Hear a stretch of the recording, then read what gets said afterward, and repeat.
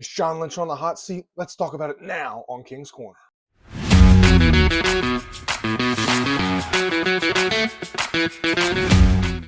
Welcome to King's Corner. I'm your host, Christian King. On today's episode, we will be discussing the San Francisco 49ers.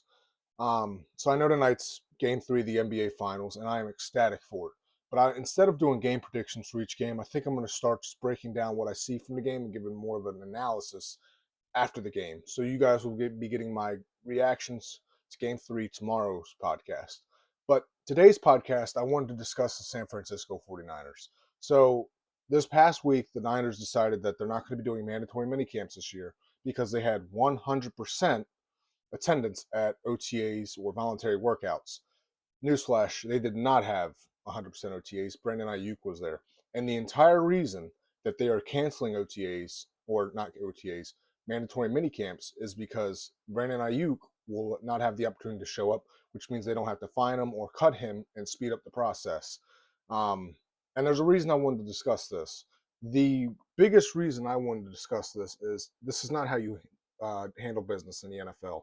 The Niners have more travelage this year. I think that if I remember correctly, they are traveling almost 37,000 miles this season.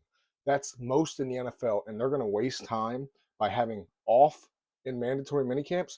This time of year is the most important time of year for any NFL team hoping to compete for a championship. And I'm not even saying this as a Commanders fan because I want Brandon Ayuk, because we all know once Ayuk is off the Niners, that's right where he's going. But the problem I have with this, and I have had a problem with the Niners for a while now, I'm a big Kyle Shanahan believer. But trust and believe, if the Niners do not go as planned this year, which I don't think they will, I do not see the Niners having a fantastic year. The reason they were 12-5 and in the playoffs last season is their schedule was easy. And this year their schedule gets harder. They have more travel yard. They have to travel more miles than anybody else, and they went out and got older. And it makes sense if you have a team that's up and rising. But the problem is the Niners haven't drafted a Pro Bowler since 2023. And you know who made that pick? Adam Peters. Brock Purdy was the pick. Adam Peters, when he was in San Francisco, always made the decisions for the 5th through 7th rounds for the Niners. He was even the one that picked out Fred Warner personally. Since the Niners have lost Adam Peters, they haven't come close to drafting a Pro Bowler, and they have overdrafted mightily.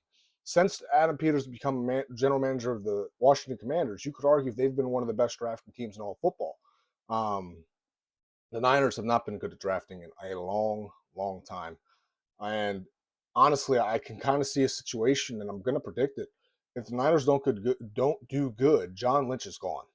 And it's kind of been bubbling up to this point because you can tell John Lynch and Kyle Shanahan, while they're forced to work together, they don't cooperate on a lot of things.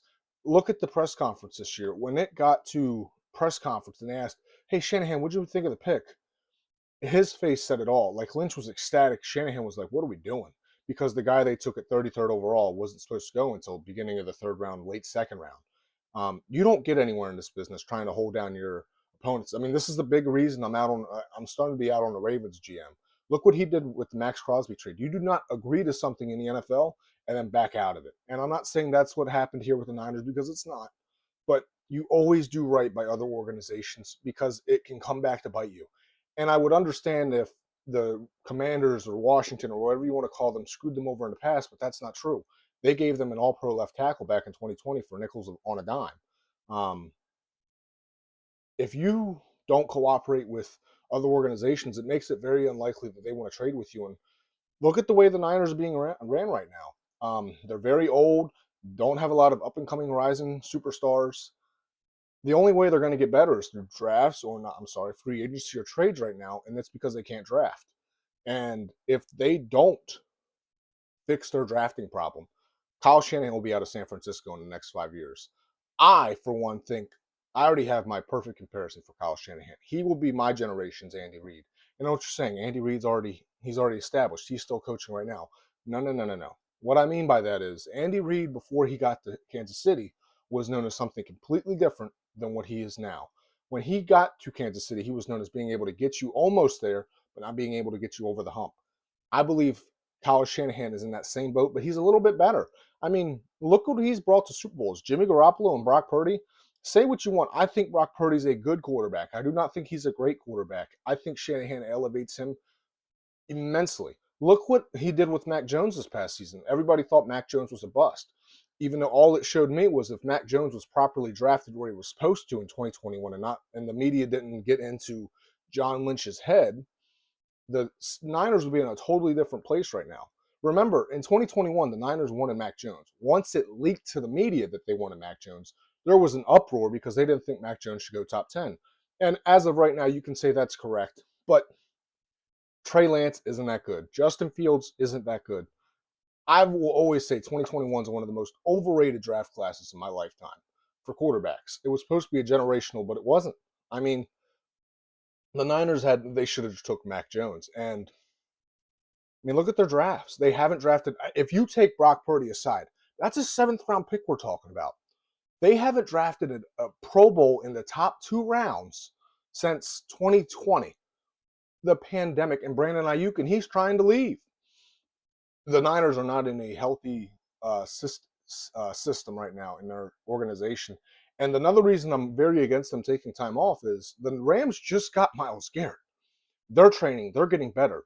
You always want to leg up on your competition. You're not giving yourself a proper leg up on your competition if you're taking off 3 practices. And I know what you're saying. It's just 3 practices. All practices matter.